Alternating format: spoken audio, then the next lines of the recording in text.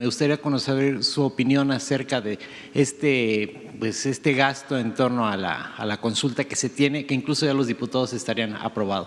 Sí, falta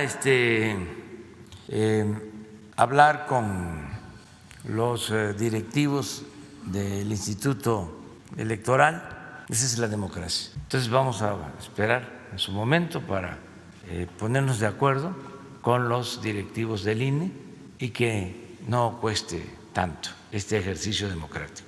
Bien, el secretario de Hacienda había señalado que los bancos no estaban prestando lo que se necesitaba, ¿no? Y ayer precisamente la Asociación de Bancos contestó que no es que no estén prestando, sino que no hay confianza para hacer estos préstamos. Me gustaría conocer su opinión. ¿Realmente hay una crisis de confianza a raíz de esta pandemia y las consecuencias en la economía? Bueno, es un hecho de que estamos enfrentando dos crisis, la sanitaria y la económica, en todo el mundo. Ayer hablé con el presidente de Alemania por teléfono y yo tenía el propósito solo de tratarle el que nos ayudaran para exponer el códice Dresser, códice Maya. Es un códice incluso copiado de otros que datan de tiempo atrás y lo tienen en Alemania. Entonces, para eso era la llamada, porque como saben, el 21, el año próximo, conmemoramos los 200 años de la consumación de la independencia de México, también 700 años de la fundación de México Tenochtitlan y 500 años de la invasión y la toma de Tenochtitlan por los colonizadores. Entonces ese era el propósito de hablar con el presidente de Alemania, pero él sacó el tema del COVID y el tema de la economía y otros temas, y fue muy amable, muy respetuoso, es una gente preparada que conoce mucho de México, de sus culturas, y me decía, en el caso de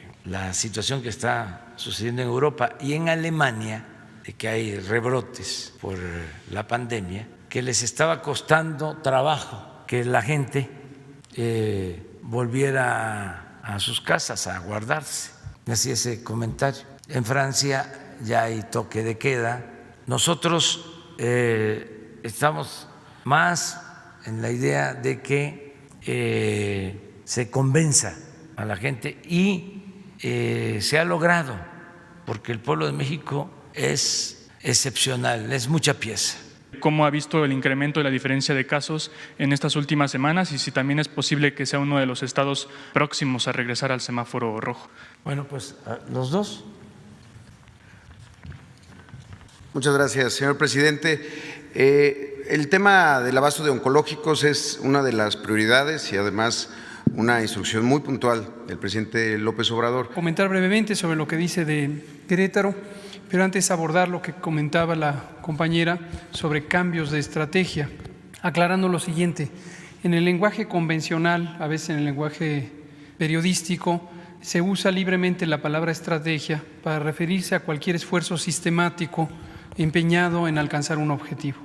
Pero no se distingue algo que es sumamente importante de distinguir en el lenguaje técnico, en muchos campos, incluido el campo militar, pero definitivamente en el campo de la salud pública. La estrategia es una intervención de larga duración, es decir, son esfuerzos sistemáticos y estructurados, encaminados a lograr un impacto esperado con un horizonte de larga duración.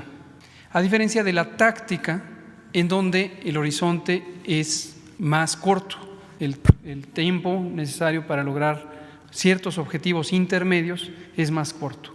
Y aún distinguimos la operación, que son un periodo aún más corto de intervenciones más concretas, generalmente geográficamente localizadas. Es un tecnicismo, pero es muy importante distinguirlo, porque si no, en las noticias a veces se habla de cambio en la estrategia y se asume que hay un fallo de la previa.